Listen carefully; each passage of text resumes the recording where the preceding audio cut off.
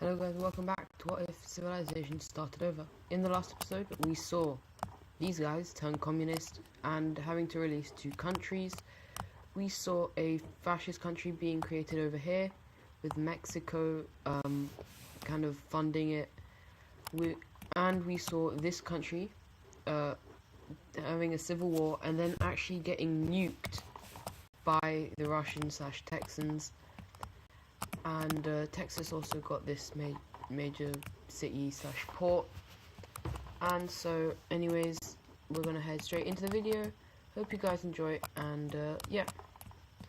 Anyways, we're first gonna start off over here. As we know, America has just become communist, and they've just joined the Trapezium Alliance. And so the guys down here in South America tell them, if you can get another country to join us, that would be great. And so America is going to go around to look at if anyone is a flawed democracy. Oh, you three. And which of you have election time? Oh, you do? Oh, I wonder what the results of this are gonna be. Oh, communist? Who would have guessed? And immediately after this, the leader is going to join up in the no, I keep calling it the Parallelogram Alliance, I don't know why. The Trapezium Alliance, and it is now expanding into an American Communist Alliance.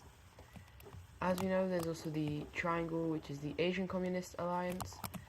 But right now, this is the main one. It's definitely the strongest. But anyways, inside of the Caribbean, we have this blue team coming down into Haiti, into this Dominica area and the Haiti area, taking the west. But not long after that, we see Venezuela joining in as well, making a landing and taking actually most of the land until they get all of this. And so a peace treaty will be made where the blue team gets all of this, while the rest is gonna go over to Venezuela. No longer have a capital city, and the Caribbean is becoming less and less diverse. But anyways, heading over here into Africa, for the first time in a long time, we actually see a war that isn't influenced by outside powers, and that is the grey team. Oh, well, it's going to be kind of confusing, but basically, the grey team invades very quickly into the blue team's capital, taking it all. But then we see this pink team pushing into the grey team, and so very quickly the blue team is able to push these guys out. But immediately after, we actually see this Nigerian country coming in and taking over these areas, and then going further down as well. And I know I just said that it wasn't influenced by outside powers, but we are actually going to see the red team join in and very quickly advance up until the country is going to be divided. And this country is just going to surrender over to the Nigerians. And so let's see, that I'm going to say is part of the pink team. And so the Nigerians will take this, as well as all of this land. The red team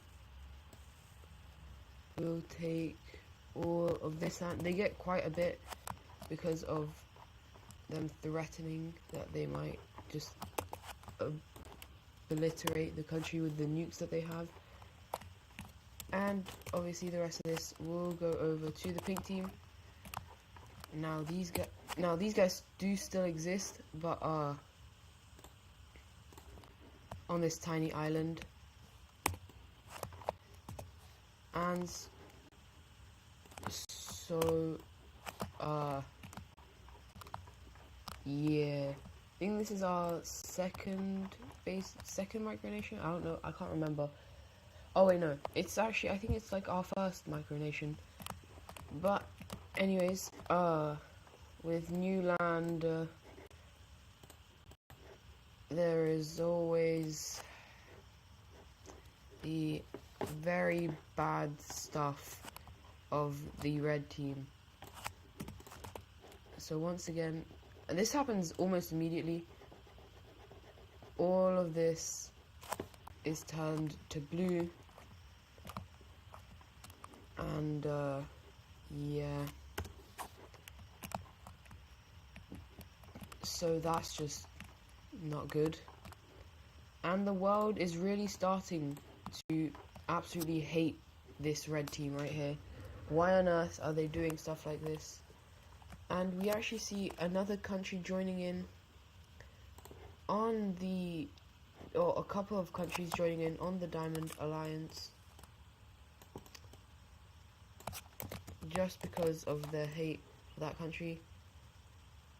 We see these guys, we see South Africa, and a brand new country, we see this country joining in for protection against these two countries, and also because they just don't like them. And so this forces the Cross Alliance to also do something, and so they will officially gain these two as alliance members. And while the war, if there is a war, it is starting to heat up very, very rapidly. And yeah. But anyways, let's head over to an area that is, for the most part, quite peaceful. Indonesia.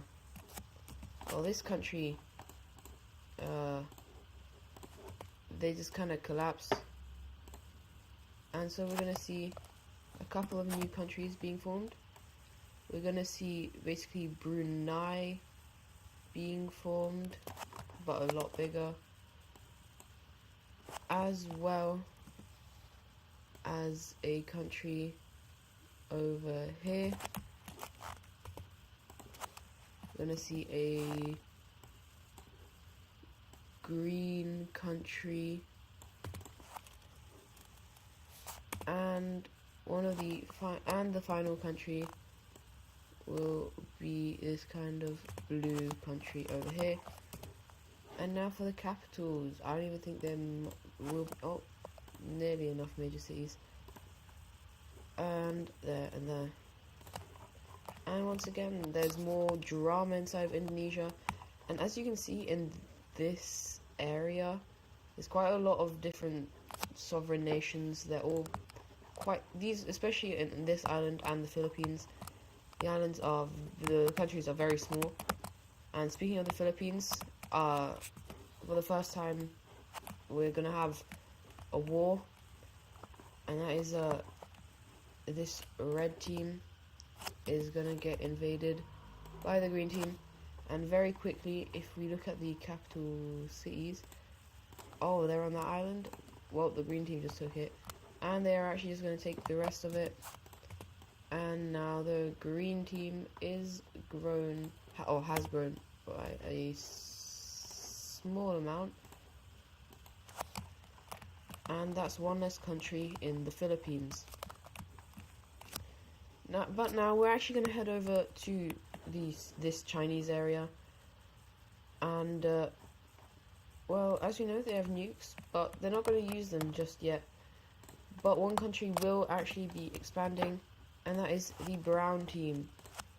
Over here, they very quickly storm loads and loads of troops into this country, and we actually even see this country joining in, and these two are starting to build a actually decent bond, the brown and the light blue team. And so after the wall is done, the brown team will get this land, and the blue team will get that land. And so these two are actually pretty friendly. And yeah. So right now, basically, these two are friends. These two are friends. Then these two are friends. So you know what happens? All three of these guys become good friends, and they all actually, they all have flawed democracies. However, this will actually change. Hold up.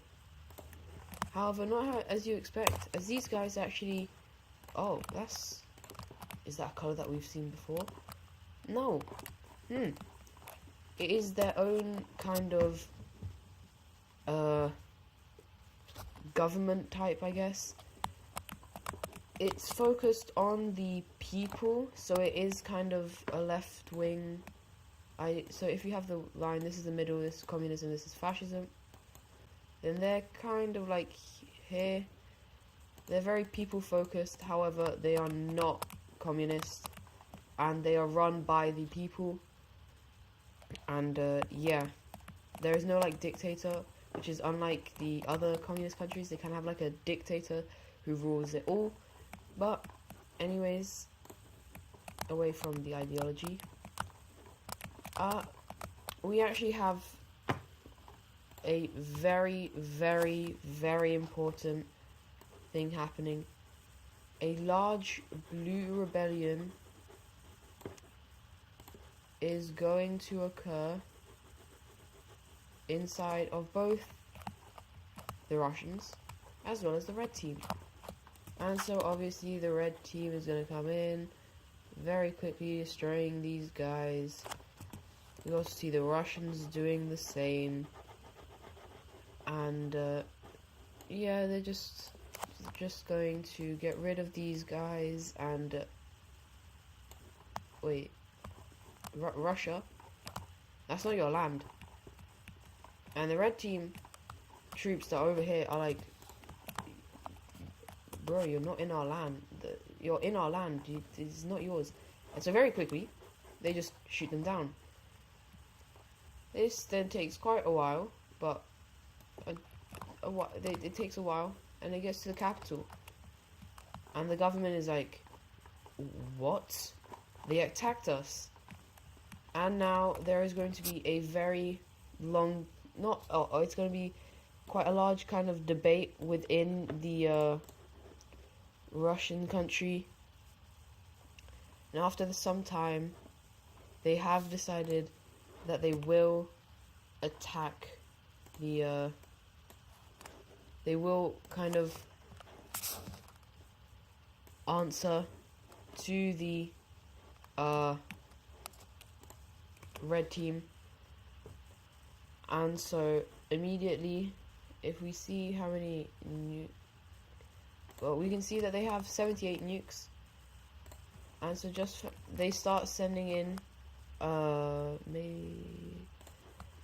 they start sending bombs, hitting large amounts. 4, 5, 6, 7, 8, 9, 10, 11, 12, 13, 14, and 15. They send 15 nuclear bombs into the red team. So let me just update this. 78 and 32. So it is actually 63 and 32. Now there's a big problem. About more than half of their nukes are in different territories, and so soon they are going to ask them to shoot down at the red team. But immediately after this happens, The green team, oh, not green team, the red team, they ain't messing around. And so, this is, the red team is like, right, you know what you're gonna do? You're gonna send as many nukes as possible. Oh. 1, 2, 3, 4, 5, 6, 7, 8, 9, 10, 11, 12, 13, 14, 15, 16, 17, 18, 19, 20, 21, 22, 23, 24, 25. They send 25 nukes into the Russian country. And well, this has some, so 25 obviously, 25 are going to be gone from the red team, but we also see that 5 other nukes were destroyed while the Russians were sending their nukes. So that's a total of 30 bombs that were destroyed. I forgot how many. Oh, 34 in allied territory. And so 35. So they now have 73 and 35. And the world just looks, and they are scared, they are horrified. This is not gonna be good.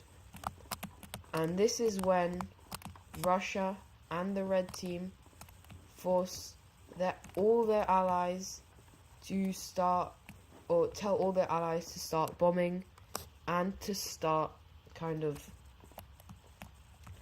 fighting each other,